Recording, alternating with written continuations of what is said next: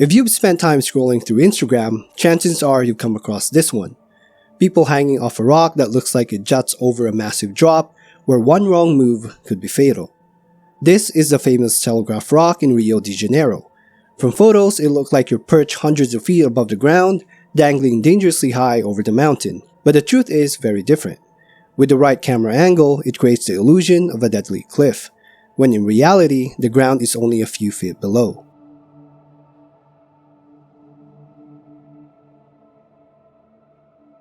Tomer Frankfurter was just 18 years old when he decided to take a trip of a lifetime. He was from Israel, and that year marked a big turning point in his life. In Israel, once you turn 18, it is required to serve in the military. Tomer had just finished his first year of university and had turned 18 that year, which meant he was due to begin his compulsory military service.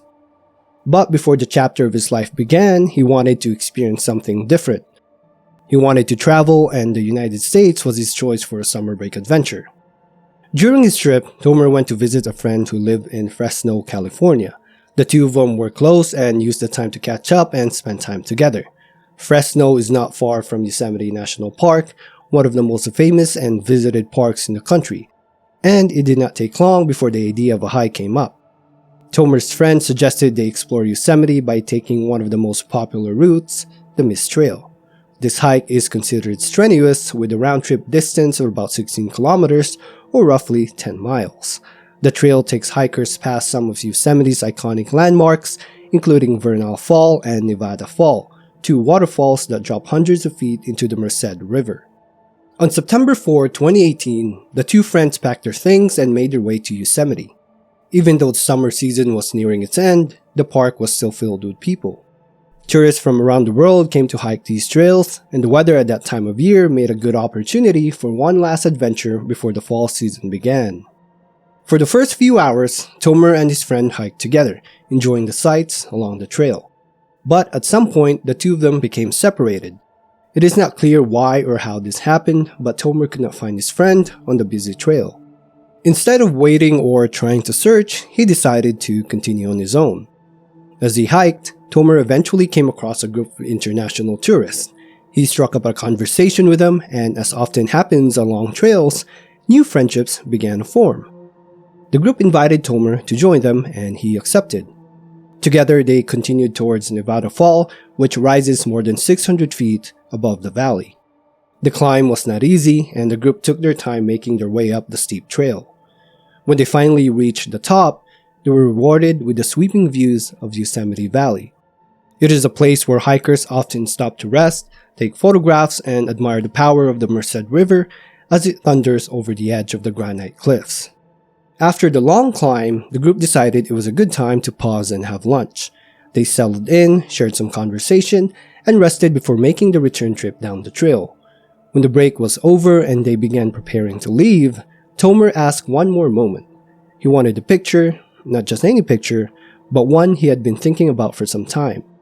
He told the group that he wanted to recreate a famous social media photo, the kind often seen at Telegraph Rock in Rio de Janeiro. At that spot in Brazil, the photos show people dangling off a rock ledge with a backdrop that makes it look as though they are hanging high above the mountains. The group was caught off guard by his request. At first, they thought he might be joking, but quickly realized he was serious. They were dumbfounded, unable to understand why he would want to attempt something so dangerous. For them, the idea of recreating a harmless illusion from Telegraph Rock at the top of Nevada Falls seemed completely absurd. They explained that Telegraph Rock is safe because of the optical trick, but Nevada Fall was not the same. Here, there was no illusion, only a steep and very real 600-foot drop. They tried to discourage him, but Tomer was determined. Before they could stop him, he handed his phone to one of the women in the group, asking her to take the picture. He then walked towards the edge of the cliff, carefully lowered himself down, and began to hang from the ledge. The woman held his phone and began to take the photos. Another hiker in the area could not bear to watch and turned away, uneasy about what could happen. At first, Tomer appeared to be posing confidently, but soon he tried to pull himself back up. That was when things began to go wrong. He struggled to find his footing and was unable to lift his body back onto the ledge. The woman who was taking his picture thought at first that he was joking, but then he began to shout for help. Realizing the danger, 3 other hikers rushed over to try and pull him back up. One of them managed to grab hold of Tomer's arm, but by this time he was already exhausted. His arms were slick with sweat and the granite surface offered no support. The hikers struggled to hold on, but they could not get enough leverage. The scene quickly became desperate. Tomer's body was trembling from the effort, his arms weakening with each passing second. The hikers tried their best, but the sweat on his skin made it nearly impossible to keep their grip. Then, in an instant, his hand slipped free. Tomer fell 600 feet, or about 181 meters, into the Merced River below. The group was left in shock. In just moments, what was meant to be a light-hearted photograph had turned into a tragedy. News of Tomer's death reached his family back in Israel, where his mother received the devastating call. His body was later returned to Israel for burial, ending what was supposed to be a celebratory trip before the beginning of his military service. Just 1 month after the death of Tomer Frankfurter, Yosemite National Park saw another tragedy, this time involving a married couple, Meenakshi Moorthy and Vishnu Viswanath. Both were originally from India and have moved to the United States. The move was for Vishnu's career. He had pursued his studies as a software engineer, and shortly after graduating, he was hired by Cisco Systems in San Jose, California. For Meenakshi, the move was a little different. Because she was accompanying her husband, she was not permitted to work in the US. Instead, she turned her attention to something she had already been passionate about, travel and lifestyle blogging. Together, the couple had a strong love for traveling. They had already visited several countries and had been to many states across the US by the time they settled in California. Their social media pages were filled with colorful posts documenting their trips, with Meenakshi often sharing reflections on what travel meant to her. Her dream was to become a full-time travel influencer, and both she and Vishnu shared the enthusiasm for exploring new places and capturing them through photos. On October 24, 2018, the couple decided to continue their adventures by visiting Yosemite National Park. For first-time visitors, Yosemite's vast granite cliffs, deep valleys, and waterfalls are unlike anything else, and for Meenakshi and Vishnu, the destination they chose was Taft Point. The hike to Taft Point is considered relatively easy compared to other trails in Yosemite, about 2.2 miles or 4.5 kilometers round trip. Starting from Glacier Point Road, the path winds through forested terrain before suddenly opening up to the dramatic viewpoint at the edge of the cliffs. When the couple arrived at Taft Point, they were greeted with views that stretch out across Yosemite Valley. The cliffs drop nearly 800 feet into the forest below, and from the edge it feels as though you are standing at the edge of the world. For travel enthusiasts like them, it was exactly the kind of destination they looked for. Taft Point is equipped with a railing in one of the areas to keep visitors safe, but there are many parts where the cliffs are exposed with no barriers at all. These open areas draw in photographers and hikers who want dramatic pictures standing at the edge.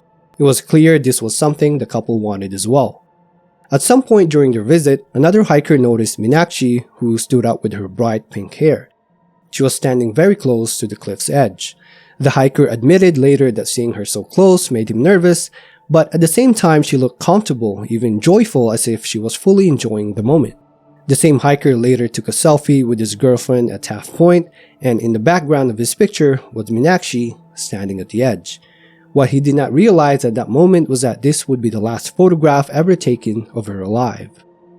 The next day, when another group of hikers reached Taft Point, they came across something unusual.